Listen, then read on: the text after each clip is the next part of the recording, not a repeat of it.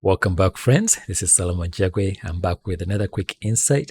And today we're going to be talking about this research that Facebook, that is now Meta, has been doing to create these realistic they call them photoreal avatars in 2.0.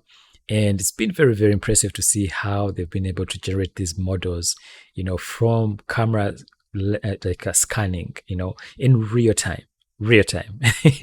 Not something that is scanned and then you take into a 3D program and then generate a character, but this is done in real time. So here you can see the headset that they're using right now that is capturing on the left hand side the male player and on the right side the female player. So essentially this was supposed to be, I guess, for virtual reality, like when you're interacting with other people in the metaverse, so that they could see you as you really are. So the applications of these go far, you as well, like think of the medical field, in advertisement, in film, you name it. The applications, this would be great. But of course, now we're talking about the metaverse and being able to have a representation of yourself, to be able to realistically depict yourself as you truly are on a given day. So if you have a beard that day, maybe your beard will show up just like you had if you have a shave, like if you have a makeup, whatever, right? So it's really, really been awesome to see the growth of this technology. And so recently something came up today and I saw this video online.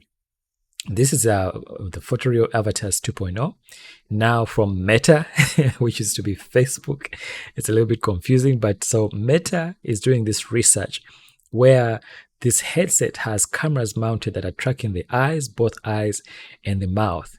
But the fidelity is impressive, because there's no uncanny valley here.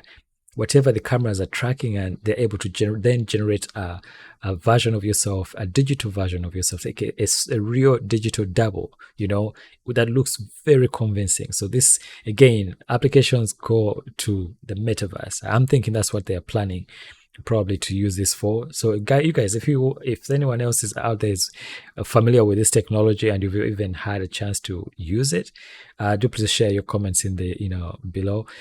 And I'm excited to see how far this goes.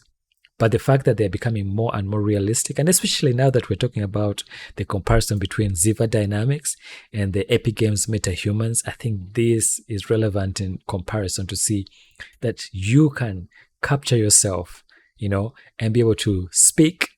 You can have emotions, act out a role, maybe even being present in an area where you couldn't be physically, maybe in a meeting, so that, like, imagine if this built into Zoom, for example, a Zoom meeting, so people can actually see you with a real 3D environment, not just a flat, green screen where you drop out the background and you're seeing something. But I mean, like Star Wars kind of thing, instead of like a hologram. Now they're seeing you yourself. So let me know, guys, what you think the applications of this technology could be and where you see this going. As a filmmaker, as an indie filmmaker and storyteller, I think I would like to see this, where this goes. Like, could you render this out afterwards? So that you can, maybe if you're acting out a role, maybe you're auditioning for something. If you can't physically be there, maybe they can see you in 360 degrees, seeing the full performance.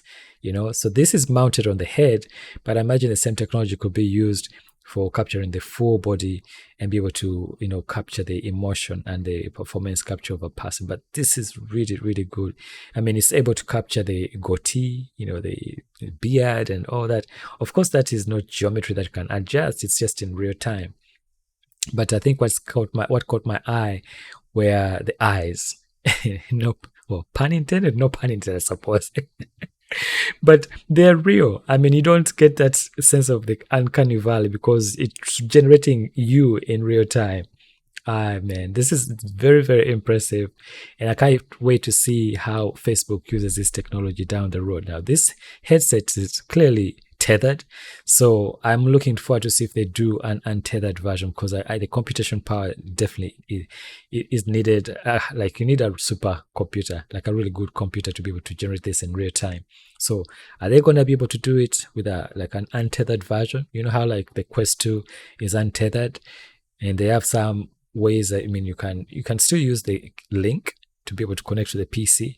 So maybe this, I don't know. I clearly the cameras are part of this headset, but I don't know if they'll be able to create something for the Quest, or if there'll be a Quest 3 or 4, whatever, or maybe the Rift. I don't know.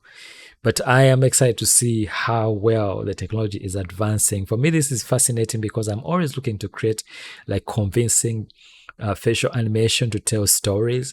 So to be able to generate something as convincing as this is amazing. Totally, totally amazing. So how awesome would that be if this could actually be used, like if these cameras can track the face this way, if that technology could actually be used to track the, to move the metahuman facial rig, because then that would really, really be awesome. That you could just put on the headset and be able to perform this out. Ah, my gosh.